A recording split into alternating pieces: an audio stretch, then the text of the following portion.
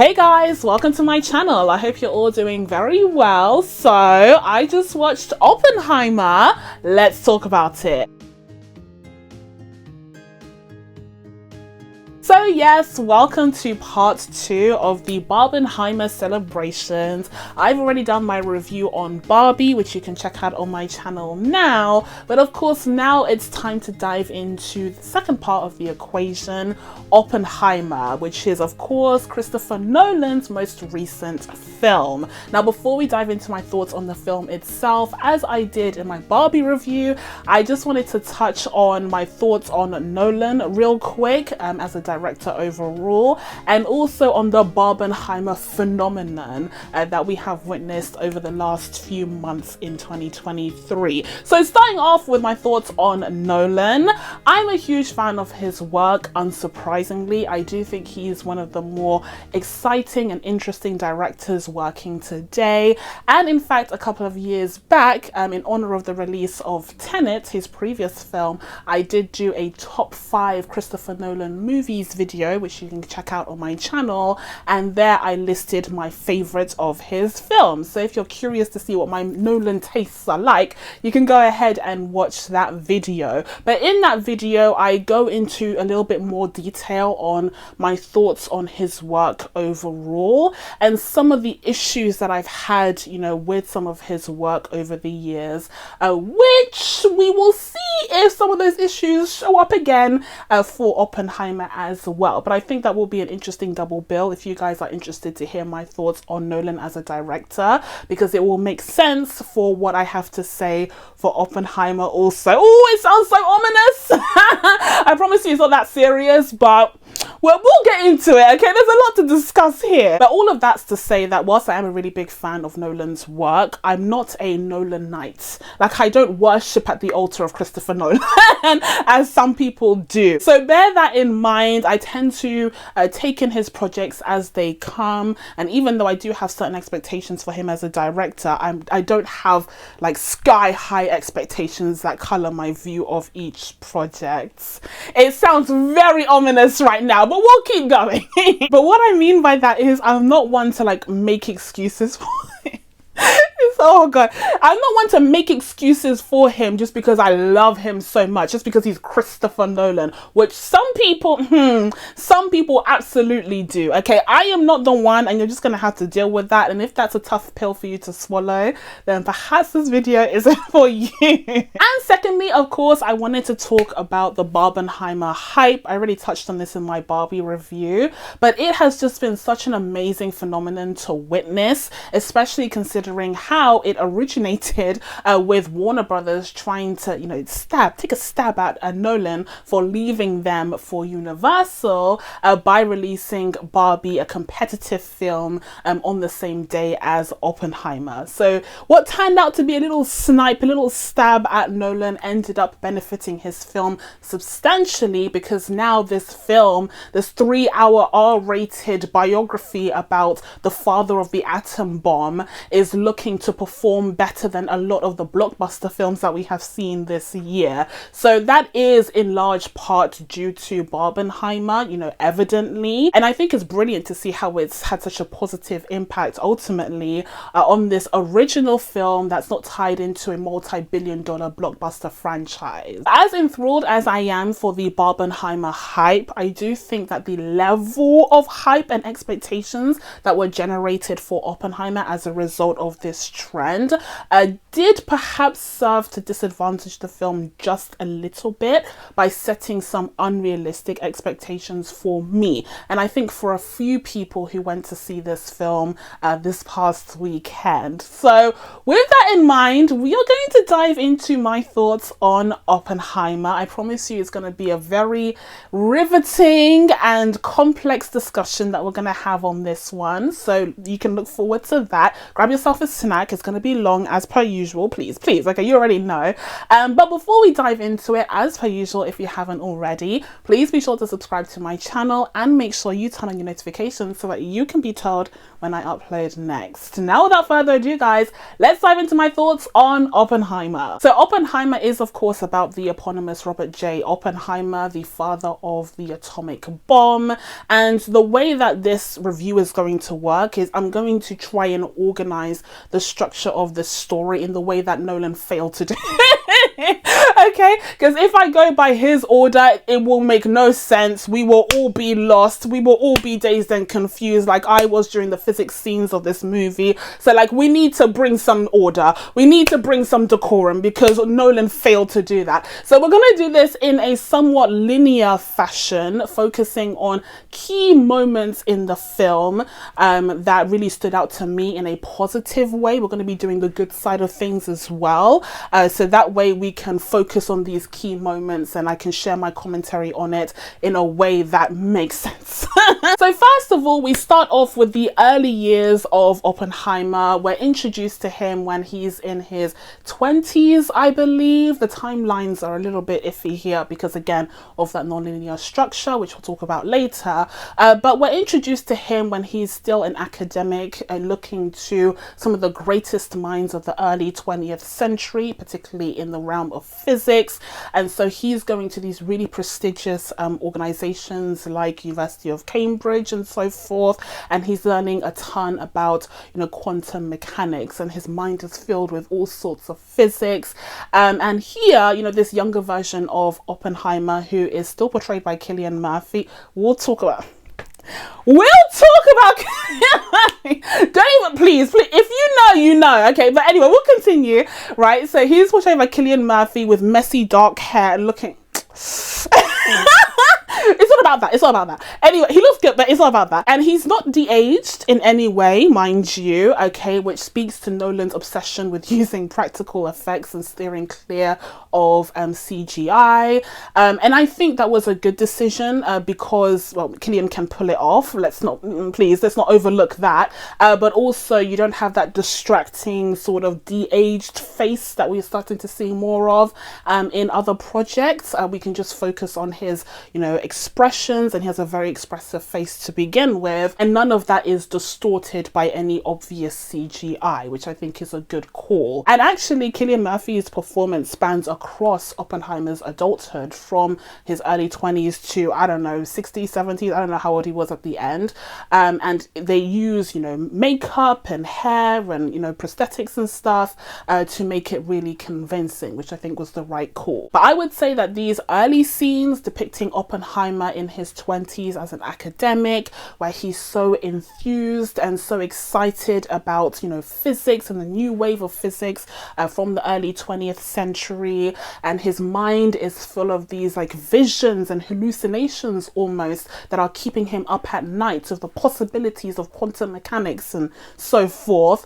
But I think these scenes did a really spectacular job of setting up the character of Oppenheimer and allowing us to understand who he is, you know, the foundations of who he is, which ultimately helped us understand who he becomes later down the line and why he makes certain decisions that he does. Now, within this beginning chapter of Oppenheimer's story, but also of the film itself, one moment that really stands out is, of course, the moment where he tries to poison his tutor, his professor.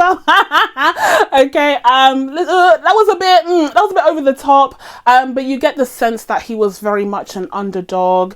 He was someone who was overlooked and bullied and picked on, and he kind of had enough, basically.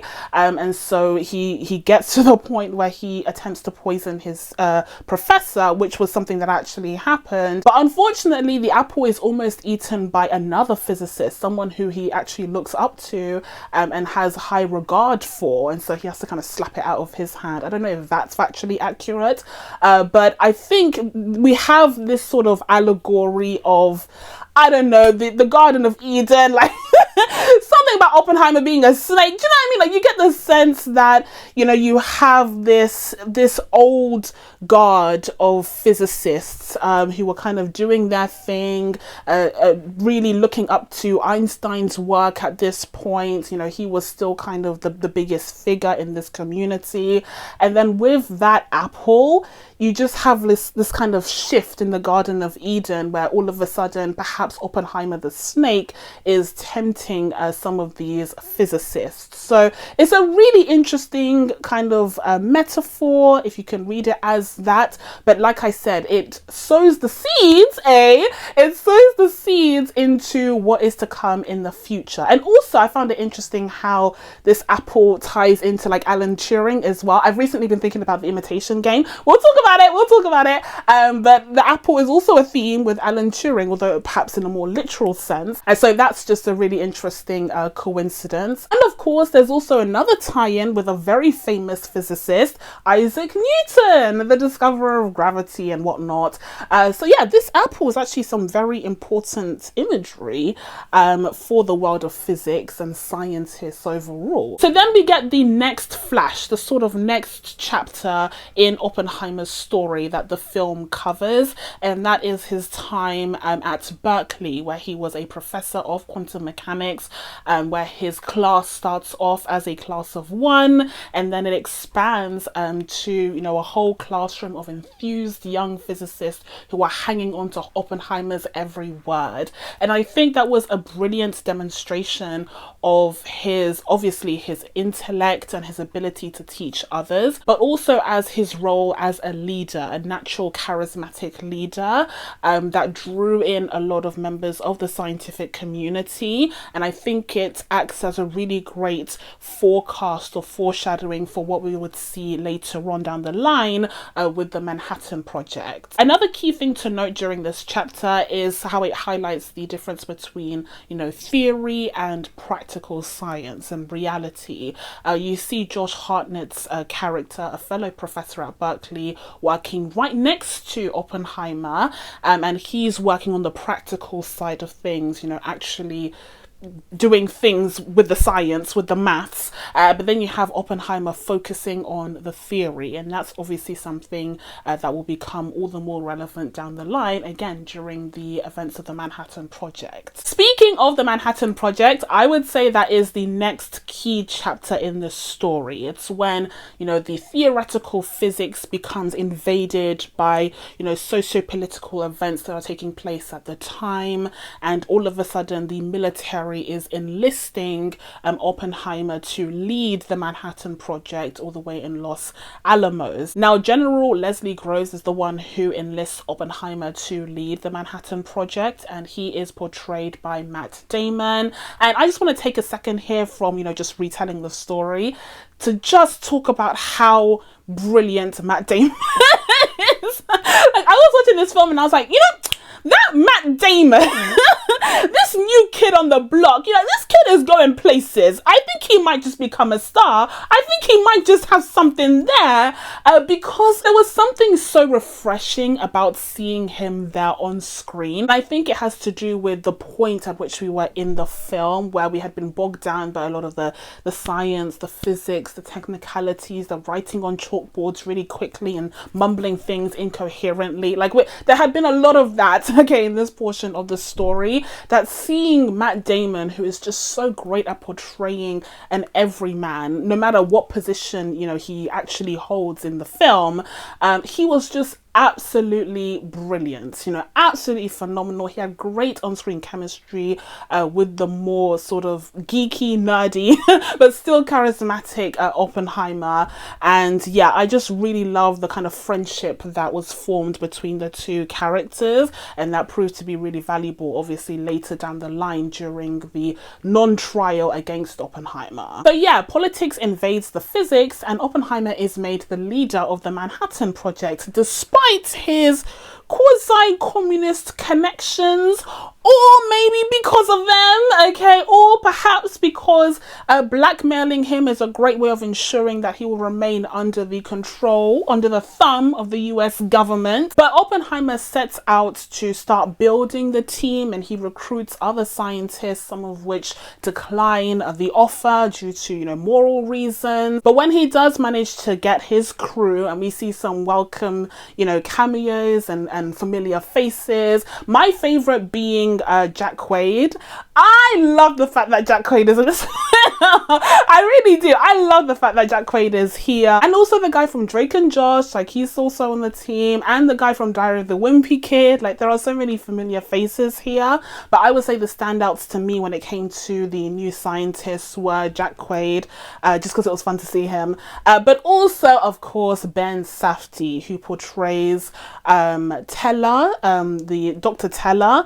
Yeah, he was a very interesting character, which we'll get into later. But then things die down when the scientists are recruited and they're going about their science, and Oppenheimer is leading them and leading the operation at Los Alamos, fighting his own war, his own battle on three main fronts, and that is the scientific, the political, and the social. All the while there are starting to be some rumblings over the ethics and morals of this project to begin with, considering the fact that Hitler's suicide and the fall of the Nazi regime are increasingly fading into the rearview mirror. Obviously, the question then becomes, what is the point of us developing this bomb, the likes of which we have never seen on this planet, when the Nazi regime has already fallen? Germany has already lost. Why are we still doing this?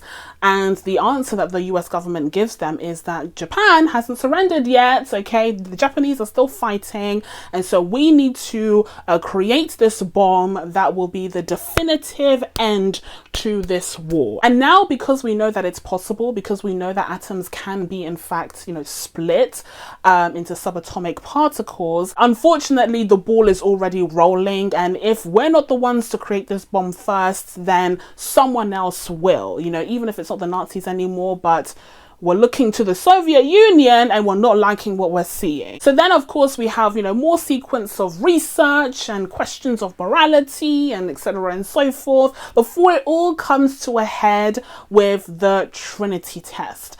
This is the key sort of action sequence, if you could even call it that, of the film. It's a brilliantly directed sequence. It's so good. The sound design is immaculate. The performances are perfection. Like, this little block is what they're going to continue to show during awards season for every single award. It'll be like Oppenheimer, and then they'll show the Trinity test over and over again. And it really was a standout in the film, and I think it mostly lived up to the expectation of wanting to see a glimpse of what the atom bomb could actually do. It was devastating, it was incredible, it was blinding, it was deafening, and I think it definitely lived up to the task of demonstrating, the capabilities of this weapon of mass destruction. But I would say, as impressive as the Trinity test sequence was, what was even more kind of eerie and disconcerting for me was what came after it. Because you had this kind of build up to, okay, we have the bomb, it's being made, we've tested it out, it works.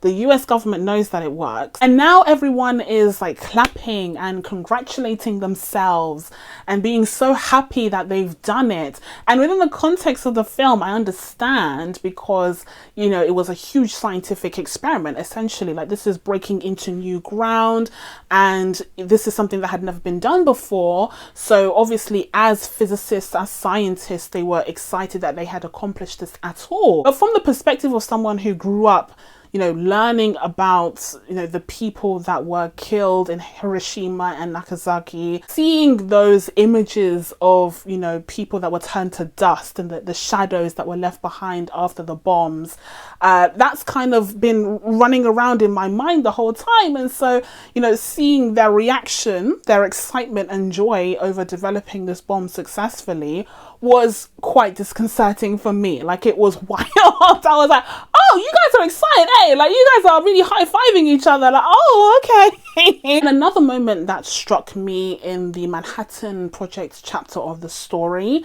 was how Oppenheimer was treated right after the bomb was made. We could see the difference almost instantaneously, like the next day when it's being shipped off, packed up, ready to go to Japan, ready to destroy hundreds of thousands of lives. And then everyone's patting Oppenheimer in the back and saying, "Great job, kid, you did it." And he's asking questions about like, okay, so what now? Like, what's the plan? What are we gonna do? And it's like, oh, we?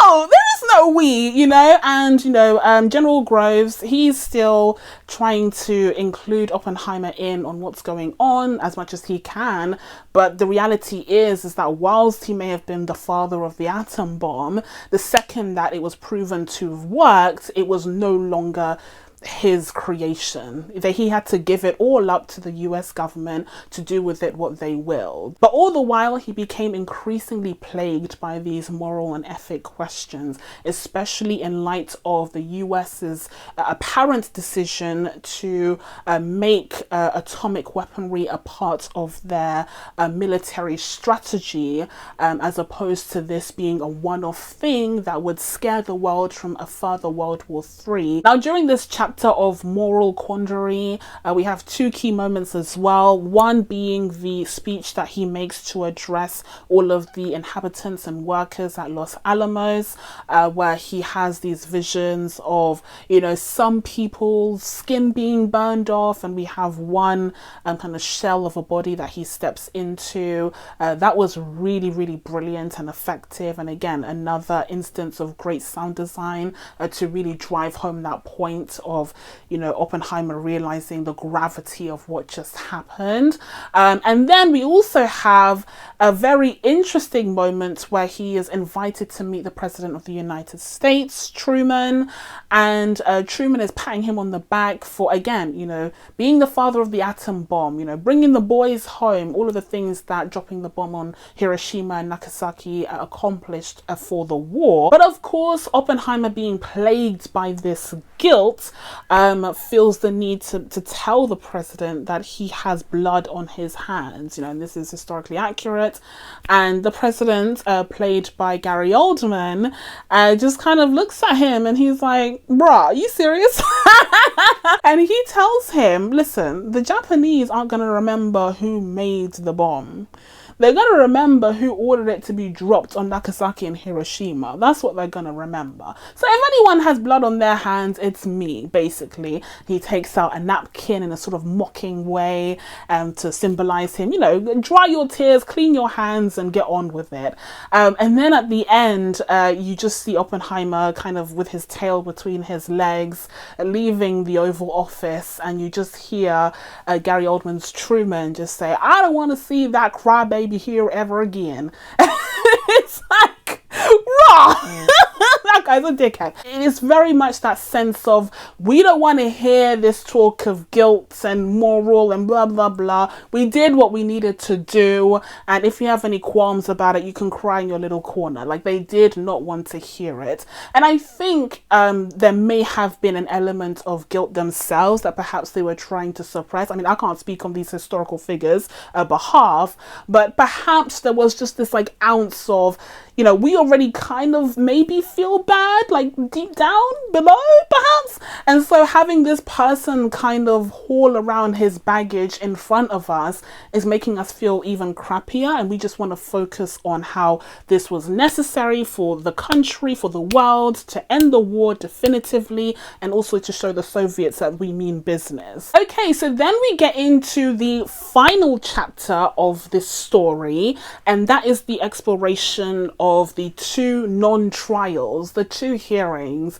The first hearing being about renewing Oppenheimer's security clearance as a member of the US's atomic strategy team, whatever it was called. His security clearance was denied, and he had to go through a whole hearing process to appeal that decision. And that hearing was a farce. It was a setup completely orchestrated played by Strauss. Now, Strauss, who is portrayed by Robert Downey Jr., was a very fascinating character because this is someone who we're presented to early on in the film, and it's from a certain light, from a certain perspective, and you think he's going to be an ally. You know, he promotes himself as this ally amongst scientists, like he was going to be a scientist himself. He's a self-made man, but he really loves the field of science. He knows a little bit about it, and so you're on his side. But it's during this chapter it's during this chapter that we're revealed to the truth, and that is that Strauss is someone who has harbored a lot of resentment, a lot of jealousy, a lot of hatred towards Oppenheimer, and that has been exacerbated by the fact that Oppenheimer now has this title of father of the atomic bomb, and he's so highly respected. So it turns out that Oppenheimer's hearing is a complete farce. It doesn't even happen in a proper courtroom. It's literally just in some random room in an office block. You have a ton of these men, like literally 15 people just crammed together in this room with this massive table. You know, it was never meant to be taken seriously because Strauss wanted it to be out of the limelight. He didn't want any press involved. He didn't even want it to be called a proper hearing or a proper trial. And this hearing is contrasted against the other hearing that takes place in the future this time around, which is actually portrayed in black and white. And this is the US Senate confirmation hearing,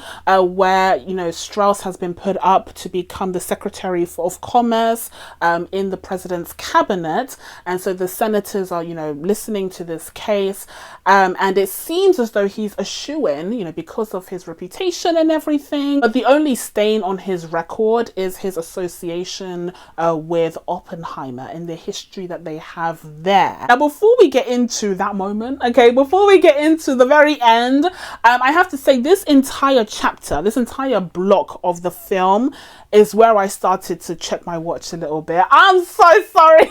I'm so sorry, but after the Trinity test, after we got even, you know, the speech that Oppenheimer gives at Los Alamos, where you have, you know, the sound effects and you have the shaking and everything. After all of that passes, I started to kind of drift off a little bit. I started to wonder, you know, what time is it? How much longer do we have?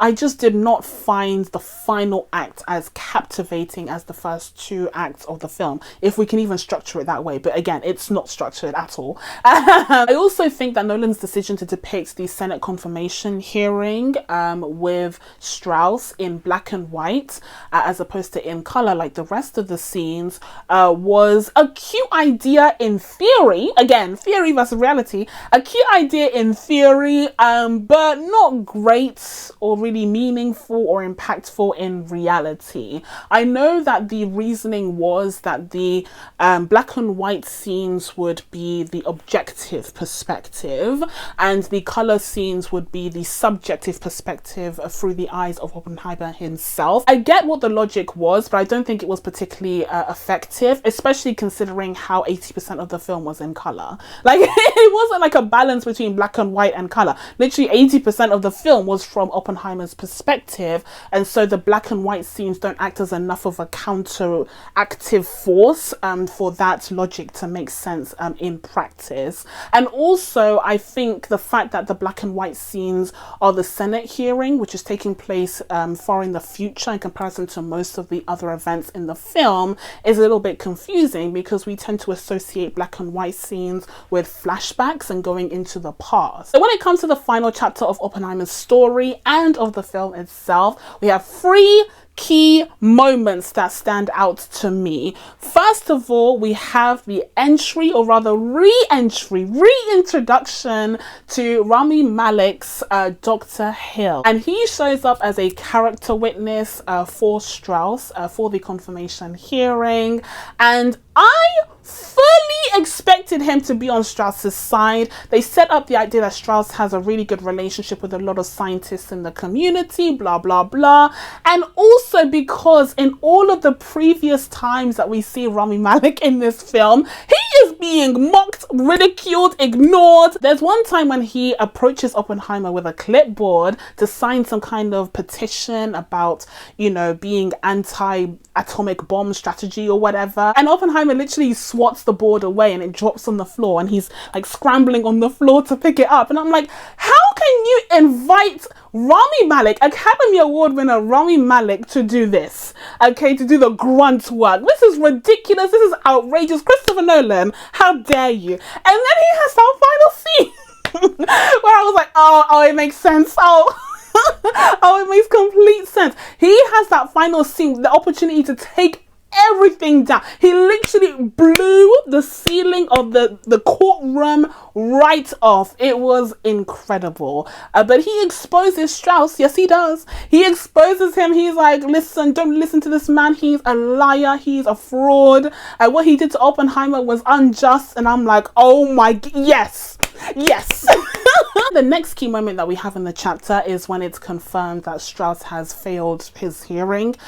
He won't be the Secretary of Commerce, and this is told to him by Alden Ehrenreich's character, who also has such a brilliant, iconic line because, you know, Strauss is angry. He's talking about how Oppenheimer poisoned the scientists against him. This is all Oppenheimer's fault. This started when he was talking to Einstein, and then Einstein wouldn't look me in the eyes. You know, he said something to Einstein about me. It's all his freaking fault, because this guy holds grudges like no one's business. But then Alden Ehrenreich just turns to him and he's like, did you ever think that maybe they weren't talking about you? Did you ever think that maybe they were talking about something more important? And I said, oh! I was shook. I was just like, Alden Ehrenreich, another star, another bright star in this. He was phenomenal. And the final key moment was the return to the moment shared between Oppenheimer and Einstein, where Einstein warned him of what was to come, essentially. And he said, you know, they are going to want to reward you later down the line. They're going to praise you and laud you, etc. and so forth. But don't forget that it's not really about you. It's about them. They're rewarding themselves. They're patting themselves on the back. And we see that exact thing happening later down the line, where he's shaking hands with all the scientists that betrayed him. His wife didn't, though. His wife didn't forget. His wife did not forget. I loved that. That was such a brilliant moment acted by Emily Blunt. But she refused to shake Dr. Teller's hand, and that was just elite. That was brilliant. Einstein warned him of that, and I think it was a brilliant way to kind of bring that story full circle to illustrate, one, that Alden Ehrenreich was right. You know, they weren't talking about Strauss, and two, because, you know, he had long-term vision. He could see how things were going to end up, and unfortunately Oppenheimer had not had that advantage. Okay, so now that we have run through the story itself and touched on the highlights that I really enjoyed, another element that I really enjoyed about this film were the performances. Oh my goodness. It's a huge cast of very famous actors that sometimes pop in and out within 5 minutes, but some of the performances that we see here are just so elite. Like, that's so incredible. Ooh, incredible, that I just had to give it praise. So first up we have my man Cillian Murphy. Listen, all I can say is, I told you so. I told you so. I told you so. I told you so. I told you so. I told you so. I told you so. I'm so sorry, but like, if you haven't been paying attention, then perhaps you were shocked. Perhaps you were confused, but I wasn't, because I have been paying attention. And if you're a regular here on this channel, then this wouldn't have come as a shock to you either, because you would have already known that Cillian Murphy has already won one of the most prestigious awards in the entertainment industry. A Jeannie Award. This guy is a Jeannie Award recipient, so of course he has talent. He won a Jeannie Award for Best Actor. Like, duh. So like, listen, okay, I am a huge Cillian Murphy fan. Oh, the biggest Cillian Murphy fan in the world. Yes, I am. Absolutely. My hair isn't even. So I was expecting nothing but brilliance, nothing but excellence for his performance in this film. And that's exactly what I got. He was amazing. What can I say? He was amazing. I saw this in IMAX, so like we got all close and personal with his face a lot, okay? And he was able to convey so many complex emotions through his incredible ocean eyes, okay, and also his facial expressions. You know, he was a very kind of quiet and reserved man, especially when he was being very pensive, but he was still able to convey those emotions that were going through Oppenheimer's mind and body during that time. Not to mention the physical transformation of looking so thin and so emaciated, just like Oppenheimer did.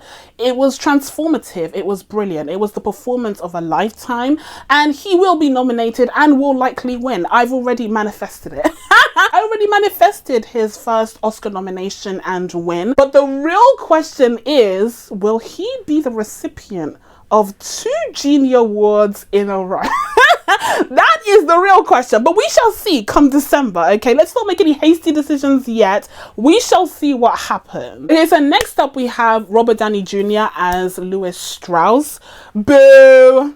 Boo to Strauss, yay to Robert Downey Jr. He also did the actoring. Yes, absolutely. I also envisioned an Oscar nomination for him. Like, he was brilliant. And again, it was the trickery. And it was perfect casting when you think about it, because we all love Robert Downey Jr. Like, we love him. Like, he's Iron Man, duh. So, like, the twist that comes at the end is even more unexpected, especially if you don't know the history, because we are automatically on the character's side when we meet him at the beginning, and it's only when we learn more about him and his motives and the kind of vindictive nature that he has that we realize that he's an opponent, that we realize that he's an antagonist in this story. Now, I already talked about the new kid on the block, Matt Damon. Okay, he was brilliant as well, as was Alden Ehrenreich, like I said, and Rami Malek, and also shout out to Josh Hartnett, who was recently in an episode of Black Mirror. I've literally never seen this man before, and all of a sudden I've seen him all over the place. So, you know, well done to his agent. But he was also really, really great here as well. And he just demonstrated how Oppenheimer had built a sort of community in Berkeley amongst, you know, the scientists, which was, again, really important to set up the idea that he'd become a really powerful player when the Manhattan Project rolled around. Another standout in this cast was absolutely Benny Safdie. Benny Safdie playing Dr. Teller. He was just brilliant, absolutely brilliant. And the audacity that he had to shake Oppenheimer's hand at the end when he was being rewarded for all his hard work. I said absolutely not. After betraying him during those hearings, oh, I would have come for him myself. Absolutely not. Jason Clarke was also great. He was so deliciously evil. Dane DeHaan was great. Tony Goldwyn, Tom Conti. Like, everyone was absolutely spectacular in this film. The cast overall is brilliant. And finally, when it comes to the good, we can talk about the technical elements of the film itself. I've often said that Christopher Nolan is an extremely proficient and talented technical filmmaker. So, like, you know, the cinematography is looking great. The sound design is brilliant in parts, aggravating in others. And the sound mixing, oh, to say nothing of the sound mixing, I still think he has a problem with sound. I still think that Christopher Nolan needs to get his ears tested, because, like, I don't know what's going on. There were times, and especially the first half of the film, where I could not hear the dialogue, okay? I could not hear what was being said, and that was especially frustrating because they were a lot of the, like, scientific, you know, scenes where they were explaining all of this difficult theory. So the fact that the sound was so unclear at that point was especially annoying. It wasn't as bad as Tenet.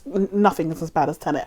But it still was quite frustrating here as well. And also you have that contrast between the very low level voices and dialogue versus the extremely loud and bombastic music and sound effects. I don't know why he has that preference, but I was watching it on an IMAX screen on 70mm. Please don't come for me, Christopher. It's still an issue even when you're watching it on IMAX. And since we're starting to dive into some of the issues that I had with the film, let's let's get into it, shall we?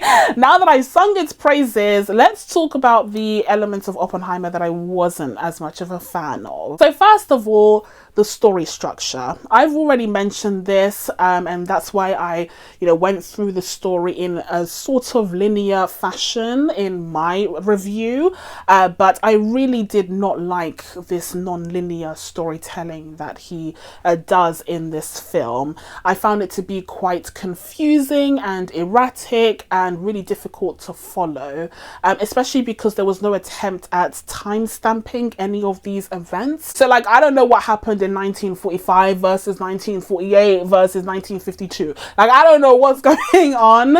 I get the gist of the story, but considering that this is a 3-hour-long biography, we'll talk about that in a moment, I would expect a little bit more clarity on the series of events that take place. Now, I do understand that apparently this hasn't really been confirmed by Nolan himself, I don't think, but the theory is, is that he was going for a sort of fission effect, tying into nuclear fission, which is like random and erratic, and an explosion of energy as subatomic particles form, and that's great, again, in theory, but in practice, it makes the film very difficult to follow. I would have preferred a little bit more of a linear narrative, and we could have still had non-linear elements. We could have still had that scene between Oppenheimer and Einstein kind of bookending both sides of the story, where you're introduced to Strauss and Oppenheimer and Einstein at the beginning, and then it kind of comes full circle at the end.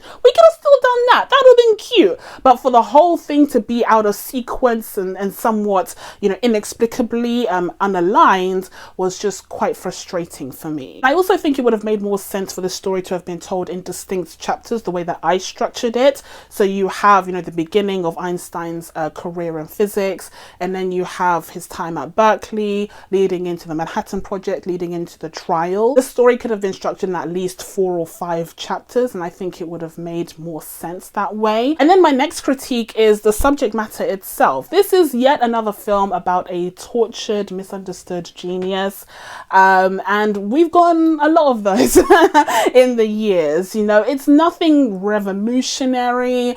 I've seen people call this the masterpiece of our time, the masterpiece of the 21st century. Like, people have been throwing around the word masterpiece a lot, and I don't know, I felt some type of way about that, because what I see here is a very, very well done biopic about a tortured genius who became the destroyer of worlds, and it's really romanticized how he had these visions and hallucinations, and he couldn't sleep, and he was obsessed with this, and he pretty much neglected his family, and it's cool because he was a genius scientist, and look at what he did for the world. Like, it's that kind of story that we see time and time again, and a part of me is kind of bored of it. And again, because I don't worship at the altar of Christopher Nolan, I'm not going to give him a pass because he's the one that did it. We've seen this kind of story before, and we've seen it done better. But I just wanted to touch on that, especially because I did see some critique of the fact that Nolan doesn't really address,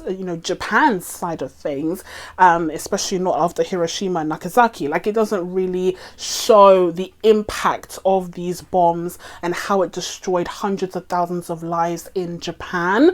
We're just focused on Oppenheimer's perspective. And yes, I know people are like, yeah, the film is about Oppenheimer. Of course, we're going to be focused on Oppenheimer's perspective. Of course, we're going to overlook Japan. Of course, we're going to overlook the Native Americans who originally owned the land of Los Alamos. Of course, we're going to overlook the Hispanic people who were displaced from their homes 24 hours before Los Alamos was formed. Of course, we're going to overlook all of that because this is about Oppenheimer. But the fact of the matter is that Christopher Nolan chose to make it about Oppenheimer and no one else. That's still a decision that is worth questioning. That's still a decision that is worth digging into. And speaking of not looking at Oppenheimer just in isolation, and I could also look to Christopher Nolan's own work, his own body of work, and see some of the problems that he has shown in previous works be exhibited here as well. One such problem being his poor depiction of women. Christopher Christopher Nolan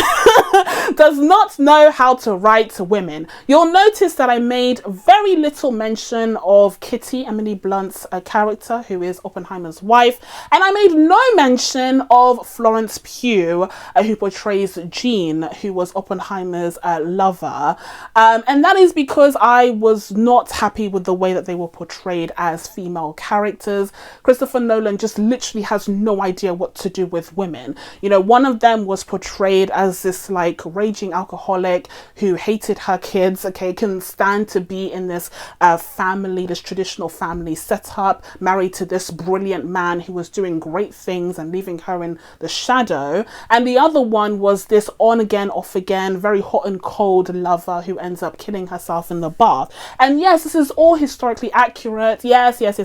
But Christopher Nolan, as a director and writer, has the power to pen these characters in a way that makes them, you know, less two-dimensional, less throwaway, less inconsequential than they ended up being. Which is funny because he said in numerous interviews that he really wanted to highlight the fact that Oppenheimer was this womanizer, but that he also had these complex relationships and intimate relationships with these women, particularly Kitty and Jean. But in reality, when it comes to the final product, like very little of that is seen. Literally very little of that intimacy or sensuality or romance or emotion is actually seen in the final product, and instead there is once again a hyper focus on intellectualism. And as I said again in that aforementioned video, Christopher Nolan doesn't really know how to do personal relationships. He's a very sterile filmmaker. He doesn't really know how to convey those emotions, you know, that sensuality that is needed in order to allow these relationships to feel authentic and real and convincing. So in the end, the female characters yet again were given the short straw in a Christopher Nolan movie. Absolutely. With one exception being Emily Blunt's Kitty, who kind of woke up near the end of the film during Oppenheimer's hearing, and she had that phenomenal scene where she was defending him and evading the questions that were presented to her that were absolutely absurd. That was a great moment for her, and I wish we would have seen more of that throughout the film, but we really didn't get much at all, especially considering how she was highlighted in the press tour for this film. I think that was very deceptive. Not to mention, we didn't even get to see him be the womanizer that we were promised he was. I didn't get womanizer from him, and Cillian Murphy can do womanizer. Have you seen Peaky Blinders? He can do womanizer very, very well, but there really wasn't much of it here. And I think it speaks to Christopher Nolan's inability to tap into that emotional connection, that side of humanity that really just eludes him. And speaking of Oppenheimer being a womanizer, a lot of fuss was made over a sex scene. Christopher Nolan's very first sex scene. Now, some of y'all were excited. Me personally, I already knew what was up because, like I said, Christopher Nolan to me is a very sterile and technically proficient filmmaker who can't really tap into human emotion. And I was proven right by those sex scenes. Like, I was proven right. The first one was very sudden. We didn't really get a lot of time to develop the relationship between Oppenheimer and Jean early on, and then all of a sudden they have that sex scene, and it's just like, it feels so clinical. There's no chemistry. Like, it was just like, it was really, really bad. Not to mention the disastrous, inexplicable decision to have Oppenheimer say the iconic quote, "The I am become death," whilst he's having sex with Jean, and he is translating the Gita, which is a holy book, mind you, so that's super offensive. But I just found that to be like horrible. I wasn't gonna walk out, but I was like, if I didn't care about this film so much, I would absolutely walk out right here, right now, because that is just, it was so bad. I just don't think that Christopher Nolan is good at sensuality. Like, maybe he needs another writer, or I don't know what to tell you. He doesn't understand women, and he doesn't understand human sensuality or emotions. And finally, we have reached the end of my review. But the final point that I wanted to highlight is, I don't think this needed to be seen in IMAX. I paid £27 to see this film in IMAX, and I don't think that was necessary, quite frankly. This wasn't an Inception, this wasn't even a Tenet. Like this wasn't the kind of film that needed to be seen in IMAX. Apart from the incredible Trinity test sequence, for the most part it was just a standard biography that was just out of order and sometimes in black and white. And as much as I appreciated seeing Cillian Murphy's face in, I don't know, 8K, super close up, I could see every single pore on his skin. As much as I love that, for me personally, okay, his gorgeous blue eyes just boring into my soul. Oh, I was here for it. But if you're asking me for my opinion on whether you should shell out, I don't know, $50 on an IMAX ticket, I would say don't. I would say just go to a nice big screen, a good quality cinema, get comfortable, because that's another thing. The seats in the IMAX theater were very uncomfortable in Leicester Square. So by the second hour, I was kind of like jiggling around trying to get comfy. So make yourself comfortable, have a nice, you know, big screen, grab some snacks. It's going to be a long one, but I don't think it's necessary for you to shell out for the IMAX tickets, because it's just a price inflation thing. The film itself doesn't really warrant it. So guys, with all of that being said, I'm going to be giving Oppenheimer a 7.5 out of 10. Whew, that's it from me. Now that I told you guys my thoughts on Christopher Nolan's Oppenheimer, it's time for you guys to let me know what you thought of this film down in the comments below. Please be sure to subscribe to catch new videos coming up. Thank you guys so much for watching. I really appreciate it, and I will see you in the next one. Bye!